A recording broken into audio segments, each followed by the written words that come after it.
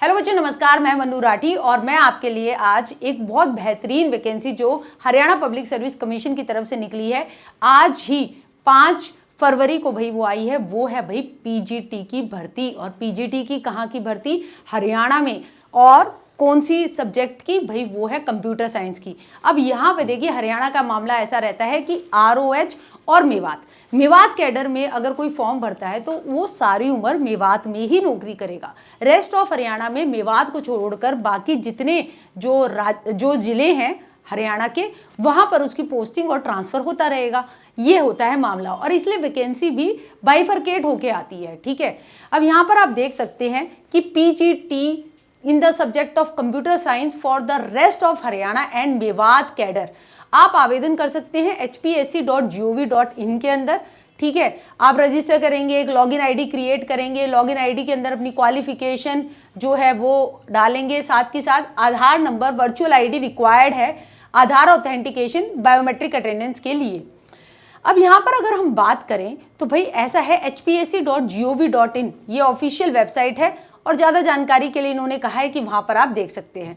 अगर हम category wise cut off देखें कि कैटेगरी वाइज आपका ब्रेकअप देखें वैकेंसी का, तो total vacancy rest of Haryana में 1594 बढ़िया है और खूब है। जनरल की 859, एससी की 327, बीसी ए की 163, बीसी बी की 82, ईडब्ल्यूएस की 163। ठीक है, अब 33% हॉरिजॉन्टल रिजर्वेशन फीमेल कैंडिडेट। अब ये फीमेल हरियाणा की होनी चाहिए। ठीक है, उसका भी है। ईएसएम और दिव्यांग का भी यहाँ पे कट ऑफ है, मतलब कि आपका ब्रेकअप है। मेरे दिमाग में पीआरटी का पढ़ा रही हूँ तो कट ऑफ आज ज़्यादा रहता है।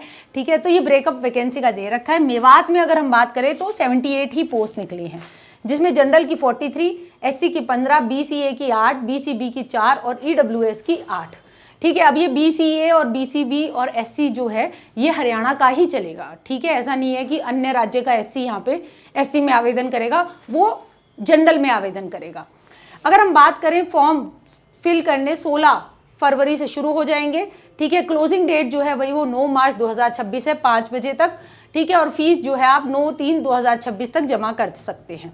ठीक, अब इम्पॉर्टेंट इन्फॉर्मेशन यहाँ पर ये आती है कि भाई आवेदन कौन कौन कर सकता है, बीटेक वाला कर सकता है या नहीं, क्या है सारा मामला।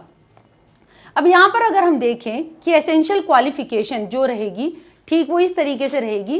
पीजीटी कंप्यूटर साइंस की, ठीक, एमएससी कंप्यूटर साइंस कर रखा हो रेगुलर 2 साल का कोर्स रेगुलर, या फिर एमसीए कर रखा हो रेगुलर 3 साल का कोर्स, या बीई बैचलर्स इन इंजीनियरिंग कर रखी हो, या बीटेक कंप्यूटर साइंस में कर रखा हो, कंप्यूटर इंजीनियरिंग में कर रखा हो, आईटी का रेगुलर कोर्स कर रखा हो 55% मार्क्स के साथ एक रिकॉग्नाइज यूनिवर्सिटी से।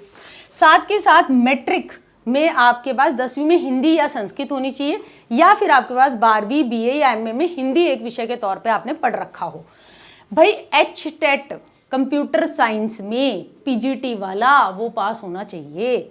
ठीक है, और आपका अच्छा एकेडमिक रिकॉर्ड हो, ठीक है, तो वो तो होगा ही। ठीक, अब ये सारी आपकी एलिजिबिलिटी है, आप देख सकते हैं इस तरीके से। भाई ये आपकी वैकेंसी है। अब यहाँ पर जो है आपका आपकी फीस और बता देती हूँ मैं। जितने भी पर्सन्स हैं जो कि दिव्यांग हैं तो भाई उनकी निल फीस यहाँ पे जाएगी। कैंडिडेट जो कि DSC, OSC, BCA non creamy layer, BCB non creamy layer, ESM, EWS की 250 रुपये है। ठीक है, और ऑल रिमेनिंग कैंडिडेट्स, ठीक है, उनका जो है 1000 रुपये, चाहे वो अन्य राज्य के हैं चाहे जनरल जो हैं हरियाणा के हैं, उनके भी 1000 रुपये का भाई ये फॉर्म भरा जाएगा। और साफ लिख रखा है फीस एक बार भर दी तो भाई वो वापस नहीं होगी। ठीक है, और आप चाहते हैं कंप्यूटर साइंस की तैयारी करना तो आप इस वीडियो के नीचे कमेंट लिख सकते हैं, हम देखेंगे, हम कोर्स भी ला सकते हैं। मगर आपके लिए एक बम्पर मौका है, इस भर्ती को ज़रूर भरिएगा। All the best.